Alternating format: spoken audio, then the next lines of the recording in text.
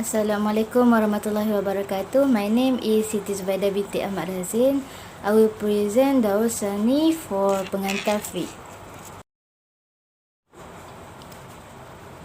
First, I will explain the second stage on the page 112. The time of Rasulullah sallallahu alaihi wasallam has passed and the Sharia in the Al-Quran and As-Sunnah has been perfected. After the death of the Prophet, Sahabat of Rasulullah faced fact and event that they had no convenience with during the day of the Prophet. The war that took place and the resulting issues and relations between Muslims and others during and after the war led to many jurisprudential issues. There was the conquest of Islam and the extension of Islamic rule over many places.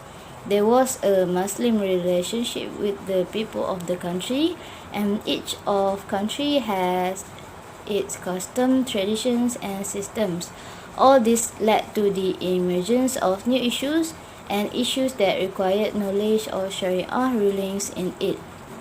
Para fuqaha identified the provision of these issues. Then they worked hard and applied their opinions based on the general principle of Sharia and applied their knowledge. Ijtihad by opinion emerged as an independent source of jurisprudence after it did not exist in the era of the Prophet. Para fuqaha of this age are divided. They also strive together and agree together. Agreement is called as ijma'. Ijma' emerged in this role as a source of fiqh. Next, I will explain their way of knowing the rulings in the page 113. The companion of para sahabat, if a disaster strikes, they seek its law in the Quran, and if they do not find its law, they return to the Sunnah. Ijtihad in the time of Abu Bakar and Umar ibn al-Khattab was a collective ijtihad.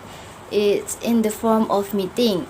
If the Khalifa is presented with the matter, the Khalifa will call the other juries and present the matter to them, and they discuss it. If they agree with the opinion and decision on the issue, they decide whether they on what they agree on. If they disagree, they take what they think is right. Individual ijtihad also occurs. Collective ijtihad was dominant in the eras of the first and second caliph. Collective ijtihad is discussed in general issues, as in the issues of dividing land in Iraq among the conquerors. There were many reports from the fuqaha at that time which showed that their approach was to infer the law. They took the opinion because there was no nas on the issues and the implications were considered by them. Next, I'll explaining the translation of the page 114. Umar ibn al-Khattab wrote to Shuraih, if you find something in the Quran, then decide on it and do not turn to anything else. If something comes to you that is not in the Quran or the Sunnah and no one spoke about it before you, if you want to strive according to your opinion, go ahead. Umar ibn al-Khattab wrote to Abu Musa al-Ash'ari, know the analogies, proverbs and measures matters.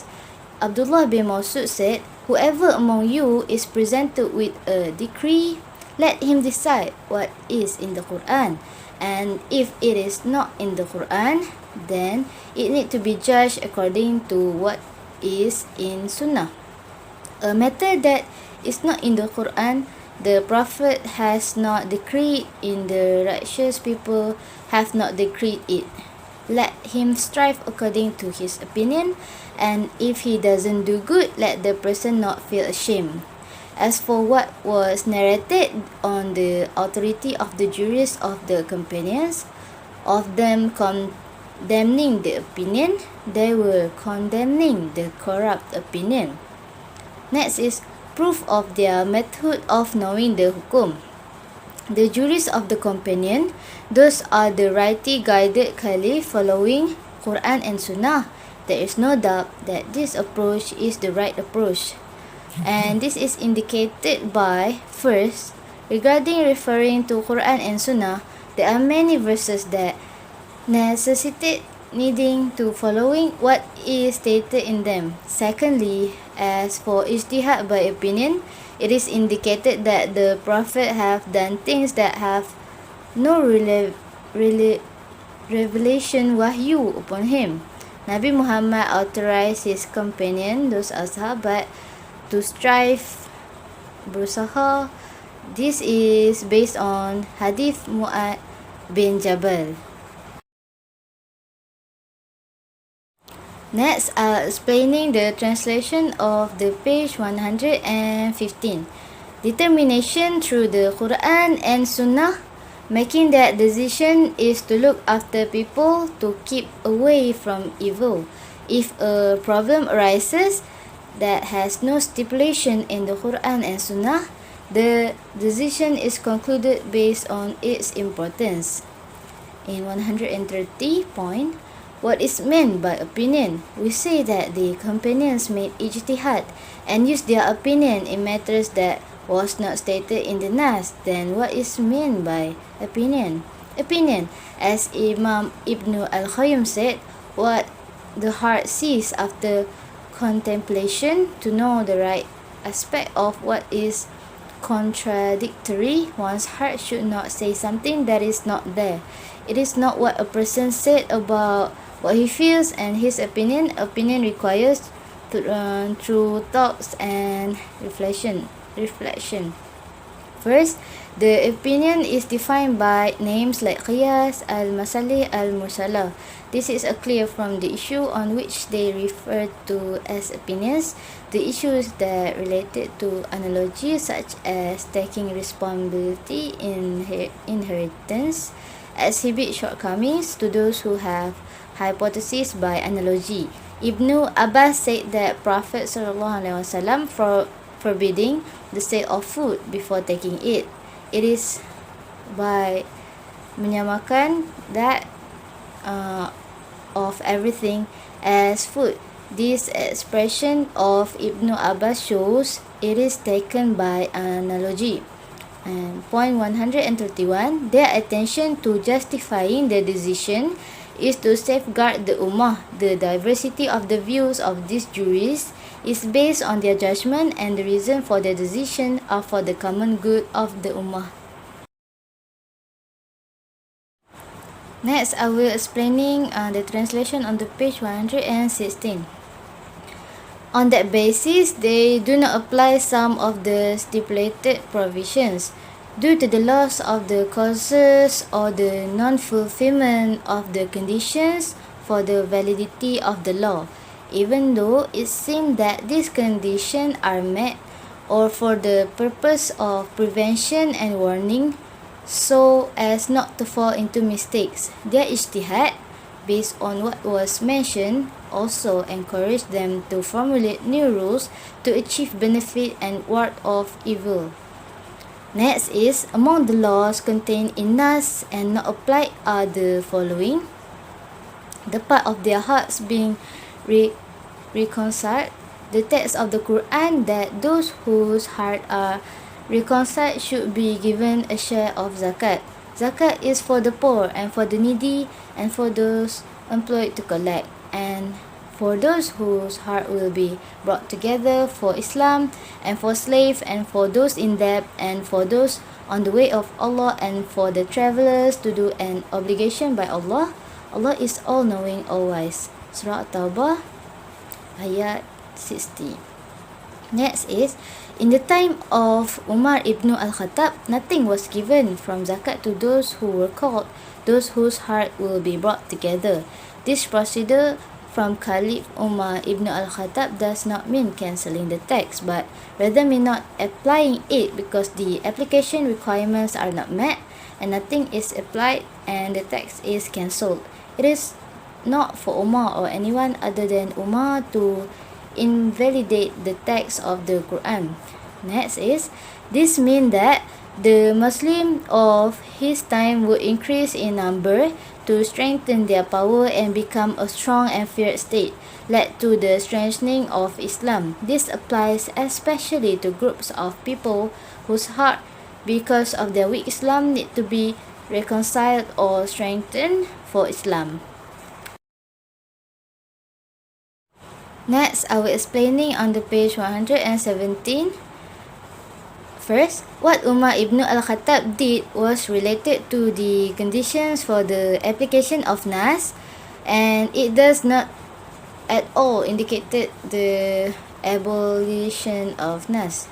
Umar ibn Abdul Aziz, the famous Umayyad Caliph, paid part of the zakat funds to those who saw the need for the familiarity with Islam, stopping punishment for theft. There was a case for cutting off the hands of thieves, but Omar ibn al-Khattab stopped cutting off the hands of thieves in a year of starvation, so he did not cut off the hand of the thief. The same applies to the working slave of Hatib bin Balta'ah, who stole a camel from a man from Muzaina. And Umar's opinion about what he did was he understanding of the reason for the stealing, and understanding that it is based on his wisdom and the conditions of the application. Theft was heinous crime as it was an attack on another person, so he took it as a punishment and cut off the hand of his worker as a punishment. Next, hand cutting requires many conditions. The people of the year of famine, iaitu tahun kelaparan, are in great tribulation. Making this situation includes a needs that requires the owner of the money to give it to those in need. Lastly, according to the difference of opinion among the scholars, it is not considered stealing in the sense that it must be punished with cutting off the hands. Next, the page of 118. You stuff them so much that if one of them eat what Allah has forbidden, then it is permissible for that person to cut off their hand. Umar bin Khattab does not indicate the annulment and revocation of the decision, but rather shows a deep understanding of the reason for the decision and the conditions for its application.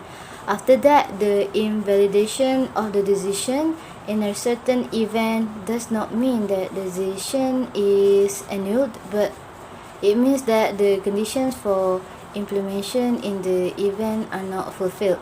And then I'll explain the case of the lost camel.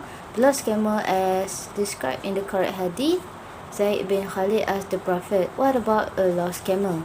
And the Prophet replies, "Is there anything to do with you in that case? As it has its feet, its water reserve, and can reach places of water and drink and eat trees. All Muslims are forbidden to take a lost camel." And this was the law in the time of the Prophet and the time of Abu Bakr and Umar. However, during the time of Uthman bin Affan, he ordered that the camel be taken, sold, and kept its price until the owner appeared. In the time of Ali ibn Abi Talib, he built a special house for the white camels, where he locked them up and fed them and gave them drink and used the treasury money until the owner appeared and proved that they were the owner's camel. Next is, yang dilakukan Uthman dan Ali adalah memperlihatkan kepentingan hukum, iaitu pemeliharaan untuk yang hilang kepada pemiliknya.